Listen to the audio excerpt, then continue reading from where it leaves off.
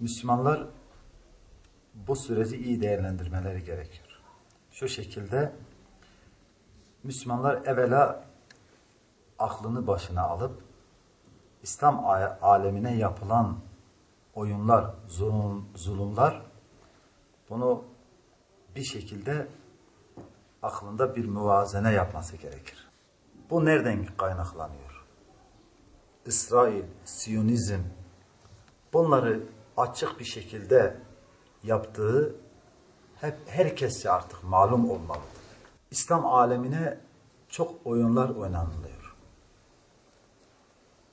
Bu oyunlar Mısır, Suriye, Irak ve diğer İslam ülkeleri şu amaçlanıyor.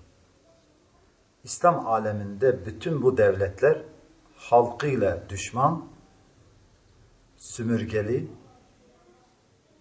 fakir.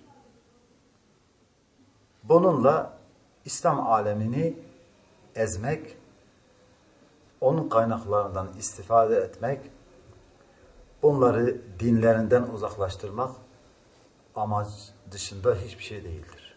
Dolayısıyla bugün o söylediğimiz Siyonizm bütün İslam ülkelerini şu anki Suriye gibi olmasını ister. Bu bütün Müslümanlar bunu bilmelidir. Ne demokrasisi, ne insan hakları. Mısır'da dikta rejimi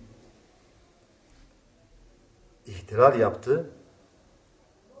Hiçbir şeyde, hiçbir yerde bir tepki gelmedi.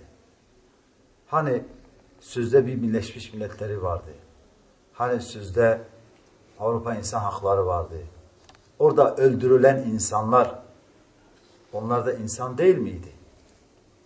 Böyle katledildiler.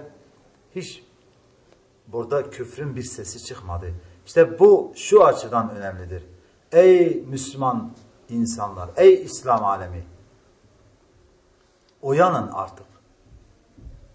Hiçbir zaman Avrupa'dan, Amerika'dan destek alma fikri aklından çıkart. Bu hiçbir zaman küfür sana fayda vermez.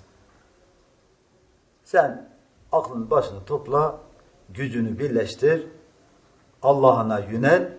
Allahu Teala senin velidir, senin yardımcındır. O sana kafidir. Tabii hükümet açısından hükümetin bildiği mutlaka bir şeyler vardır. Zaten tepkisini de başbakan olsun veyahut yetkili ağızlar olsun tepkilerini veriyorlar. Ama ben şunu gördüm.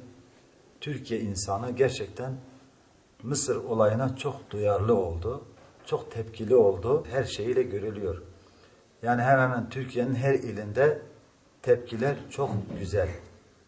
Bu yakın tarihe bakıldığında hiçbir zaman İslam alemi bu kadar zor duruma düşürülmemiştir.